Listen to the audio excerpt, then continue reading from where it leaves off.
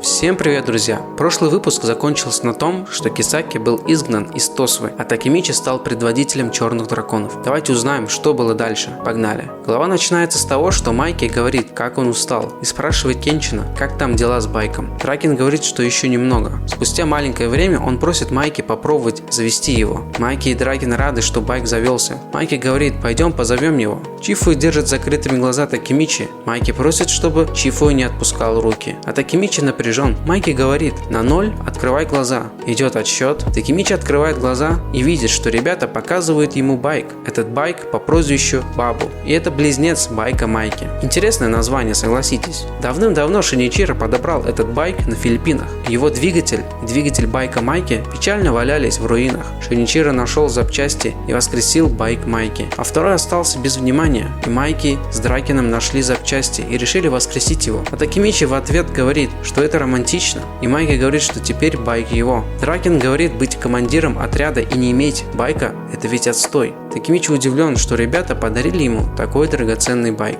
Майки говорит, что он не заслуживает просто пылиться без дела. Чифуй рад больше, чем Такемичи, и предлагает ему попробовать прокатиться. Дракен говорит ему, заводи, а Такемичи не знает как. Майки решает помочь Такемичи и предлагает навернуть кружок. Такемичи еле управляется с байком и не понимает, когда нужно нажимать на сцепление. Майки уже на нервах и говорит, что Такемичи совсем не ладит с байками. Но после Такемичи все же смог вырулить. И Майки говорит, он чувствует, что это судьба. Такемичи не понимает, о чем он. Майки продолжает. Когда Шиничиро нашел двигатели под пепельным небом в разрушенном здании без потолка и среди обломков, брат сказал, что эти байки звали его. И Майки предлагает Такемичи как-нибудь съездить туда. Майки хвалит Такемичи, что у него улучшилось вождение. Спустя какое-то время Такемичи и Чифуй встретились около реки. Такемичи стоит, а Чифуй лежит на траве. Чифуй спрашивает, о чем думает Такемичи. Такемичи не может сформулировать мысль. Чифуй, догадываясь, спрашивает, что делать дальше, да? Черные драконы перешли в Свастону, и теперь первый отряд самый большой. Кисаки был изгнан. Даже если черные драконы что-то скрывают, Тайджо все равно жив,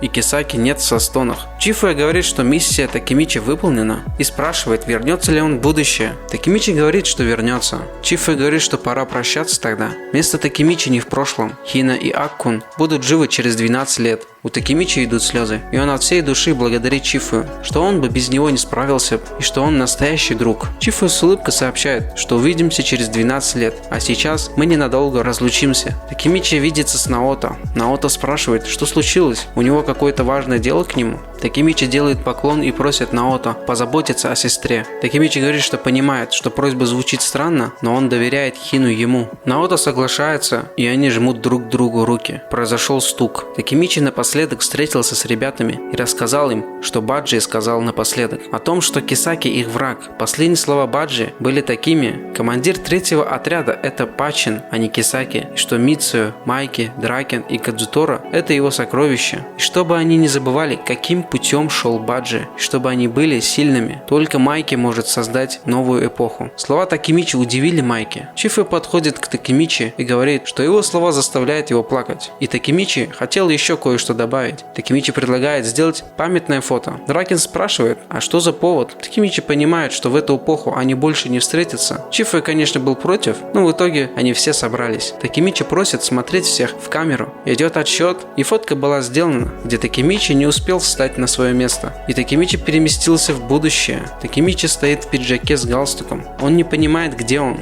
Смотрит на дату и убеждается, что он вернулся в будущее. Он вспоминает, что в прошлый раз он попал в тюрьму, а в этот раз он не арестован. Значит, все поменялось. Он думает, что, возможно, Хина спасена. Тут со стороны к Такемичи подходит женщина и зовет его. Она говорит, что давно не виделись. Он не понял, кто это. Она совершает поклон и извиняется, что все происходит в такой спешке, и просит его пройти. Она просит встать его в очередь. Такемичи догадывается, что это похороны, и не понимает, кого похороны, и обращает внимание на свою одежду и задается вопросом, те девушки это родственники умершего? Одна девушка хотела что-то сказать, говоря брат, но расплакалась. Такемичи услышал слово брат и, смотря на эту девушку, понимает, что он где-то ее видел. Девушка говорит, чтобы Такемичи прошел дальше. И одна из девушек сказала: «Держи себя в руках, Мана», а та сказала: «Прости, Луна». И Такемичи вспоминает и связывает все воедино, и подбегает и не верит своим глазам. Это похороны Мицуи. Такемичи подбегает и думает, что Мицуя не мог так просто умереть, но в гробу лежал Мицуя. Он выбегает и бежит по улице. После он проверяет телефон, и там в новостной ленте писалось, что найден труп верхушки Свастонов, а преступник неизвестен. Такемичи не верит и смотрит новости по Хине и видит, что она попала в автокатастрофу.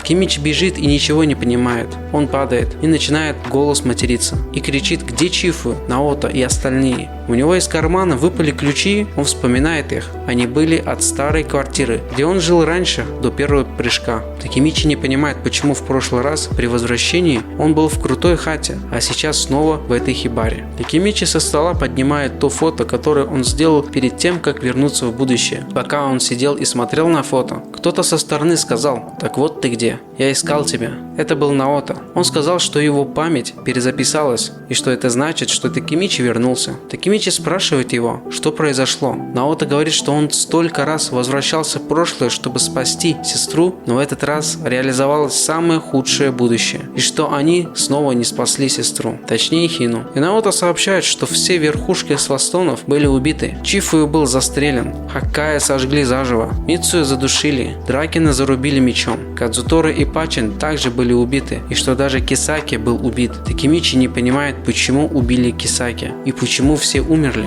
Наото говорит, что преступник не пойман и что у него нет никаких зацепок, где его найти. Такемичи вспоминает про Майки и спрашивает, неужели и он был убит? И Наото с серьезным лицом спрашивает, что сейчас полиция хочет допросить главного подозреваемого Сану Манджера. Такемичи удивлен и не верит, что Майки мог такое вытворить, и убеждает в этом Наото. После маленькой паузы Наото говорит, что он тоже хотел бы в это верить. Ему хотелось бы выслушать Майки, но это по силам только Такемичи, так как последний выживший из верхушек это он. Он вспоминает Майки и не может поверить, что Майки бы смог всех их убить. Наото спрашивает, есть ли идеи у Такемичи, где можно найти Майки. Какая-нибудь инфа из последнего прыжка должна помочь в этом. Даже малейшие действия Такемичи могут сильно повлиять на будущее. Такемичи это понимает как обвинение, будто это он напортачил все. Такемичи говорит, что он избавился от двух причин, из-за которых Свастоны изменились в плохую сторону. Черные драконы уничтожены, а Кисаки был изгнан, и по идее должно быть все нормально. Такемичи думает, что могло пойти не так.